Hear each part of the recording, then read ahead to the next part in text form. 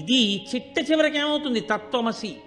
కాబట్టి ఇప్పుడు ఆయన యందు శివశక్తి, ఆయన యందు విష్ణుశక్తి, ఆయన యందు ఆదిశక్తి, ఆయన యందు విష్ణు ఉన్నప్పుడు లక్ష్మీశక్తి, ఇవన్నీ ఉండడంతో పాటు ఆయన దగ్గర ఉన్న గొప్ప గుణం ఏమిటంటే భూతనాథుడు.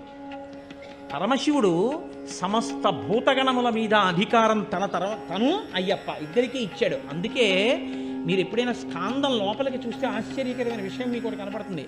అయ్యప్ప స్వామి గుళ్ళోకి వెళ్ళి అయ్యప్పని ప్రతిరోజు దర్శనం చేసుకున్నా, అప్పుడప్పుడు ఆయన గుళ్ళోకి వెళ్ళి ప్రదక్షిణం చేసే అలవాటున్నా వాళ్ళని భూతాది గణములు ఆవహించారు.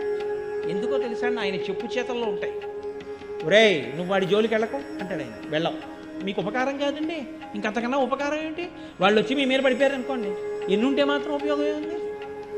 వాళ్ళు మీద పడిపోకుండా ఆయన కాపాడతారు. శివుడి తర్వాత శివుడెంతగా భూతగణముల